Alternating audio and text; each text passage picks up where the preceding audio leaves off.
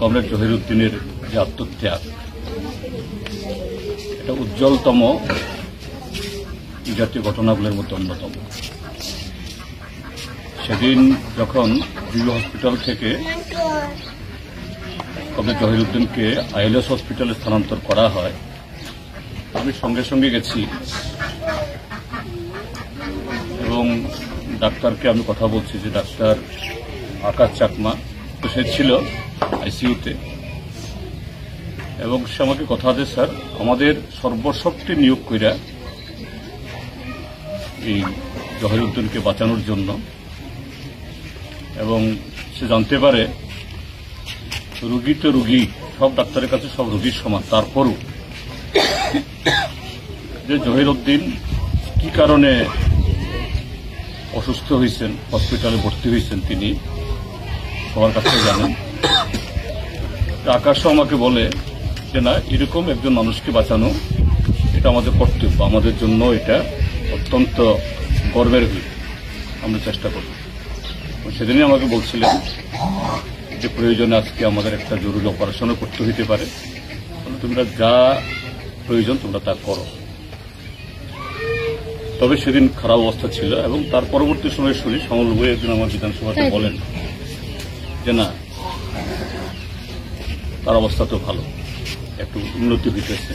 আমিও খুব আশাবাদী ছিলাম যে এরকম একটা মানুষের সেবায় উৎসর্গ করতে গিয়া তার অসুস্থতা, তো সে এত তাড়াতাড়ি কাবু হতে পারে না। কিন্তু দুর্ভাগ্যের সমস্ত চেষ্টা সত্ত্বেও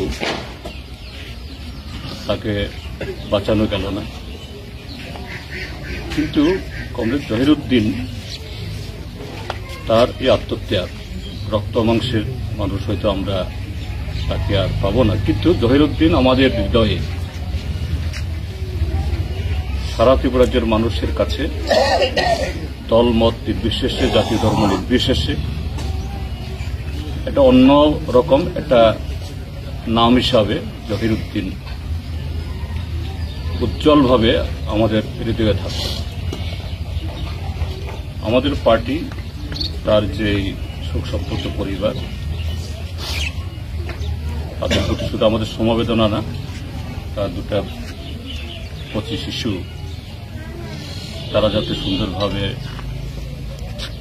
বাঁচতে পারে, বড় হইতে পারে, তার পরিবার কিভাবে দুবেলা খাইতে পারে, সেদিক থেকে আমাদের সাধ্য অনুযায়ী, আমরা সরকারে থাকি বা না থাকি, কিন্তু আমাদের যা সাধ্য অনুযায়ী সবার সাহায্য নিয়ে আমরা সর্বদাই আমরা তার পাশে থাকবো।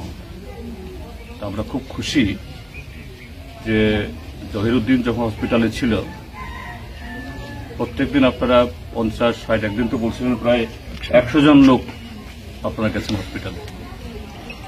এটাও যে সে শুধু ওই বন্যার কাজের মধ্য দিয়ে যে আপনাদের মন জয় করতে হবে তা না, যে একজন এলাকার সুনাগরিক হিসাবে সে কতটুকু জনপ্রিয় ছিল, মানুষের কাছে ছিল, এটা প্রমাণ করে। যে তাকে দেখার জন্য দলে দলে, সেদিন আমি যখন যাই তখনও প্রচুর যুবক।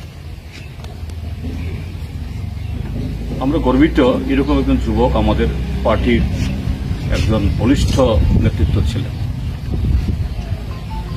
তো কিভাবে আমরা এই পরিবারের পাশে দাঁড়াইতে পারি, আপনারা নিশ্চয়ই আগে যেমন ছিলেন, তার চিকিৎসার সময় যখন এই জীবনের জন্য লড়াই চলছিল তখন যেমন ছিলেন, আগামী দিনে থাকবেন আশা করি। আমাদের পার্টি, আমরা সবাই মিলে আমরা আছি। তো আমি তার স্ত্রী, পুত্র, কন্যা, আত্মীয় স্বজন সকলের প্রতি আমাদের পার্টির তরফ থেকে গভীর আন্তরিক সমবেদনা জ্ঞাপন করি, এবং আপনাদের এই সুখের সাথে, দুঃখের সাথে, যন্ত্রণার সাথে আমরাও তার ভাগিদার হিসাবে কিভাবে তার এই শূন্যতা, এটাকে আমরা পূরণ করতে পারি, আমরা সর্বদা